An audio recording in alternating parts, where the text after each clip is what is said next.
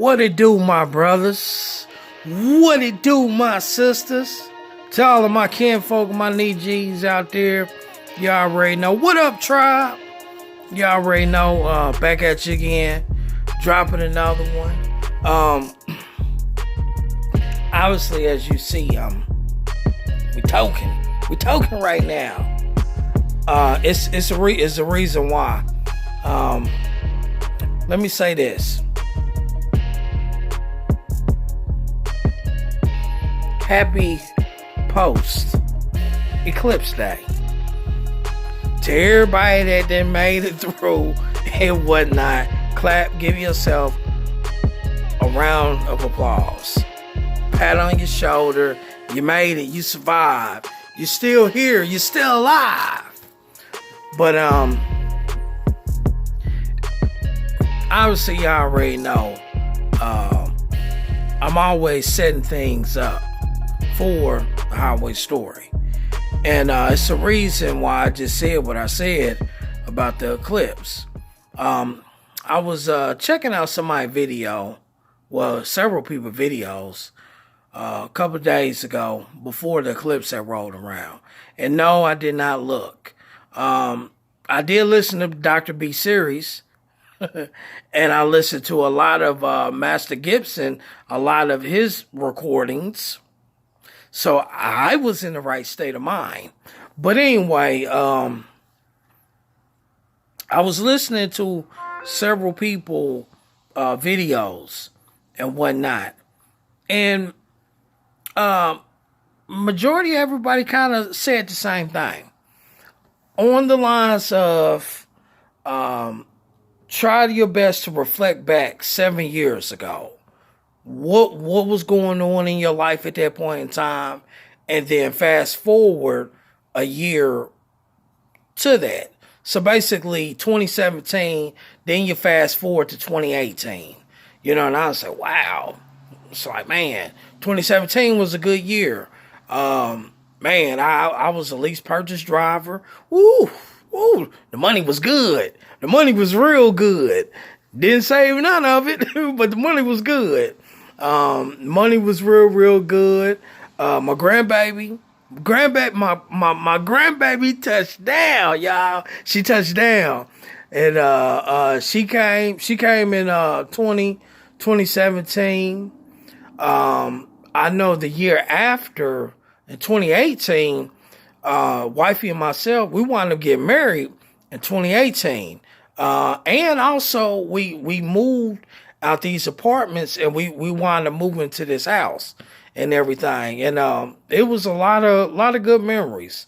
Of course, you can't have all good without having no bad. So of course it was some negative shit that was going on also. I know my semi truck had got towed.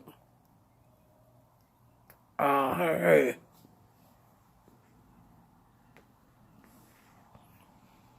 Person got locked up. Some other stuff I ain't get locked up, but somebody got locked up in the family. He also had popped somebody also. I'm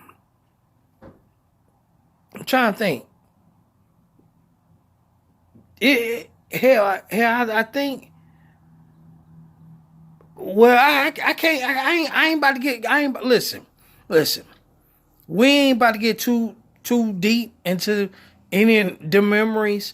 But my whole point to where I'm going with today's story is I was reminded about my ancestors. That's why I'm smoking this. Any of my cousins that's watching this on my mama's side, y'all already know. Granddaddy Willis, this was his thing. Well, you know, I do it, but I don't do it just to do it. I do it on evoking his spirit. Now, I know some of y'all might be like, boy, you don't want to invoke that spirit. And some of y'all might leave that shit alone. But anyway, like I said, this video is dedicated to my ancestors. And I think I'm going to call this one Riding with Your Ancestors. Now, this might have been about 2015, 2016, give or take, kind of close to 2017. I was actually driving for, actually, I take that back. I was a lease purchase driver. I was a lease purchase driver for JB Hunt. I was pulling containers and I was going back and forth from Indy to Chicago. And they basically was running me like Detroit, Milwaukee, Louisville, Cincinnati, some parts a little further south in Kentucky, Ohio, of course, Columbus, Dayton, Toledo, all the way down to like Evansville, Indiana, and whatnot. Basically Midwest, all right?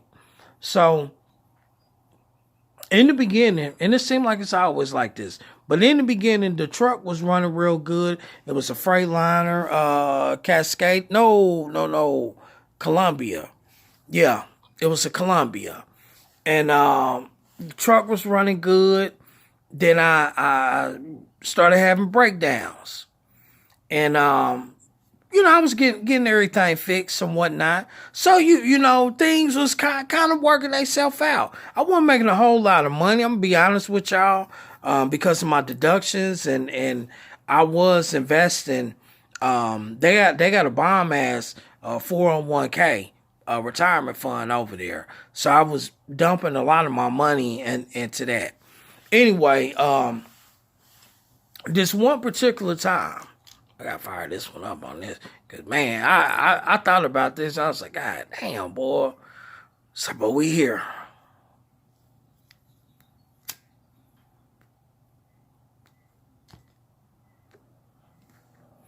This one particular time, I had a breakdown. And I didn't know I was having a breakdown.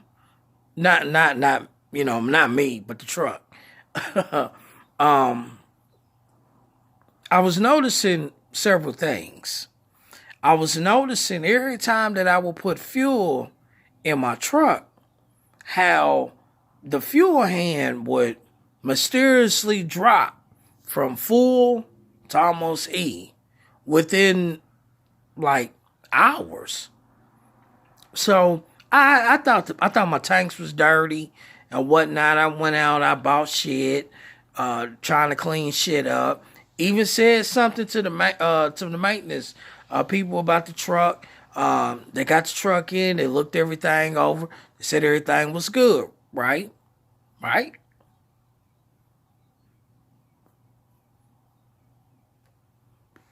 That leads to this right here, fam.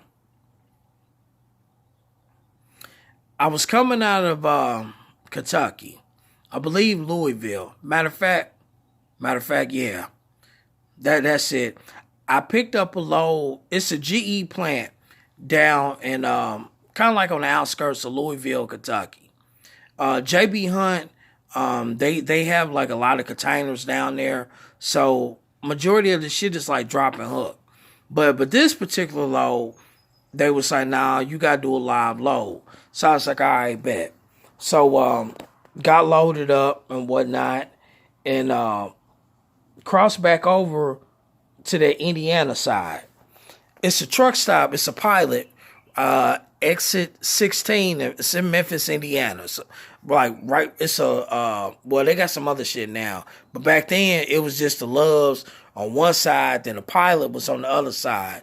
So, I wound up going to the pilot. Now, mind you, I just put fuel in my truck like the day before. So I was like, Keenan, you ain't really went nowhere. Why is this truck sucking up this fuel like that?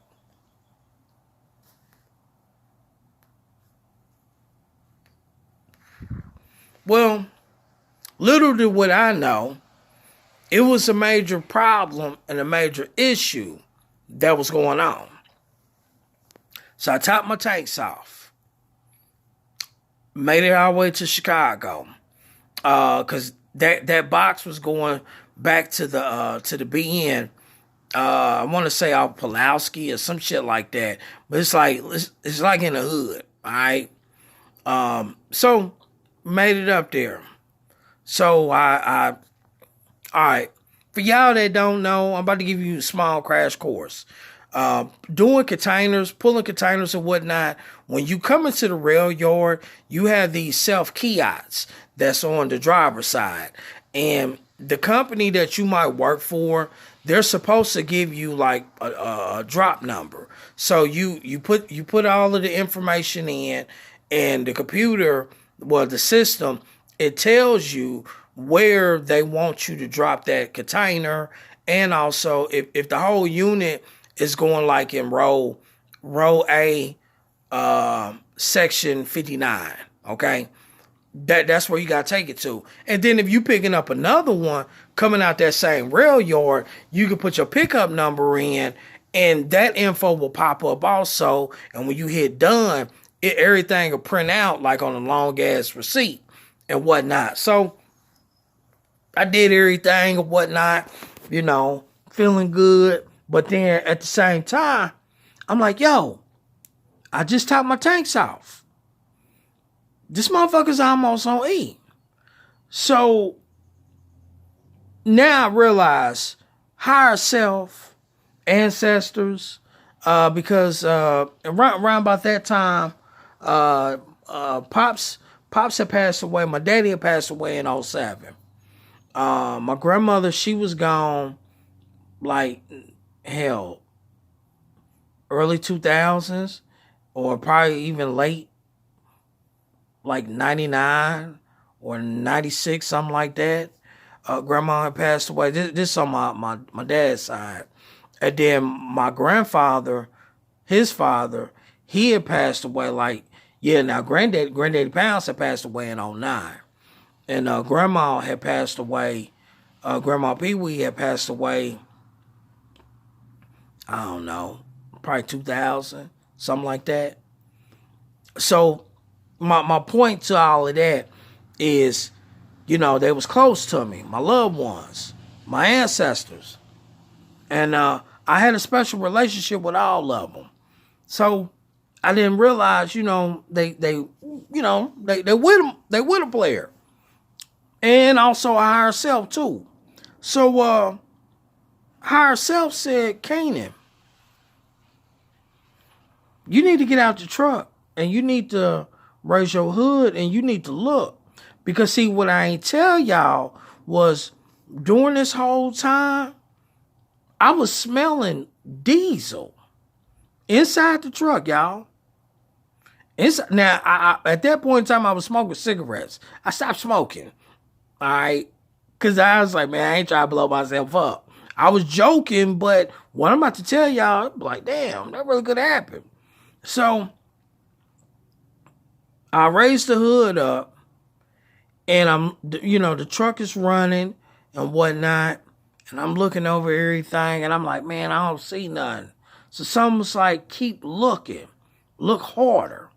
So I took a step back, and with this, I think it might have been a Detroit motor that was in that Freightliner, but it was a fuel line that I seen that was running going to the top of the motor. Fam, I looked at that fuel line. It was diesel fluid. It was shooting out that motherfucker. So when I seen it, I automatically cut the truck off because I already knew, you know what I mean, goddamn truck was about to blow up. If I keep on fucking around with the fuck around. And walked away. I walked away from that. That was the reason why I walked away from JB Hunt. It wasn't because they was a bad company or anything like that. It was just, that incident. You know what I mean? And I never sat down to think about everything except for now. And I realized my ancestors and a higher force has always had my back, has always guided me in the right direction. You know, so the message of this highway story is no matter of fact, I'm gonna say this, and hopefully this can motivate somebody some way, somehow. Always remember this: every saint used to be a sinner. I'm gonna say that again. Every saint used to be a sinner. You know what I'm saying? So take all that in with a grain of salt. Take heed to them words and everything, because you know I realize now I'm here for a bigger reason, for a bigger cause. So I'm not about to bitch and I'm not about to complain about it. But y'all already know. As always, peace, love, and joy. Holla. What it do, fam? If you like the content that I'm putting out for Highway Stories, make sure you comment, like, subscribe, and share. And as always, peace, love, and joy. Holla!